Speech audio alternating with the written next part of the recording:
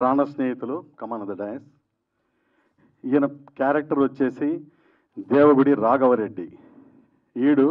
వీళ్ళేందే బువ్వ తినడు, వీళ్ళేందే నిద్రపోడు, వీళ్ళేందే స్కూల్కి వెళ్ళడు. ఇలా చివరి శ్వాస వరకు వీరి స్నేహం అద్భుతంగా ఉంటుంది. ఈ ఇద్దరి మధ్యలో చిన్ననాటి స్నేహితురాల్లాగా ఈ అమ్మాయి దేవగుడి శ్వేతారెడ్డి, ఆ వీరారెడ్డి వాళ్ళ కొడుకు కూతురు.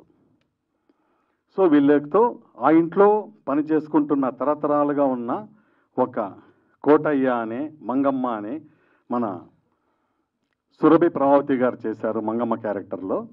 ఆయన చిన్ననాటి ఇందాక చైల్డ్ ఆర్టిస్ట్ ఇంట్రొడ్యూస్ అయ్యాడు కదా రిక్కీ, ఆయన పాత్రలో మా హీరో ఉంటాడు.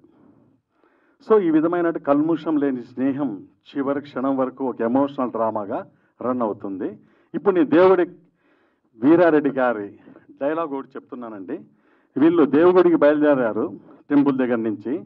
ఈ మధ్యలో ఒక ఫోన్ కాల్ వస్తుంది. ఆయన అనుచరుడు అత్యంత నమ్మకమైన ఒక వ్యక్తి ఫోన్ చేస్తాడు. అప్పుడే రైల్వే గేట్ క్లోజ్ అవుతుంది. జనరల్గా మా ఆదినారాయణ గారు ఒక 10-12 వెహికల్స్లో వెళ్తూ ఉంటారు. ఆయనకి ఇన్స్పైర్ అయ్యి నేను కూడా ఒక దాదాపుగా 15 వెహికల్స్ పెట్టి ఆ కాన్వాయ్ అలా హ్యూజ్ సెక్యూరిటీతో అక్కడ వచ్చి అవుతుంది. నెక్స్ట్ డిఓపి గారు. హనుమంతు చుట్టా ఎవరు వెలిగించారప్పా? యాడున్నారప్పా రెడ్డి? దేవుడు వచ్చాన్నమ్రా బైరెడ్డి. మన పగోలు మాటేస్తున్నారప్పా, రొంత భద్రంగా రండప్పా. అది కాదురా బైరెడ్డి, తలకా ఎత్తపోయి రోడ్లో పెట్టాక పోటు పెద్దదైతేనేమి చిన్నదైతేనేమప్పా, బరిలోకి దిగాక బాపులకు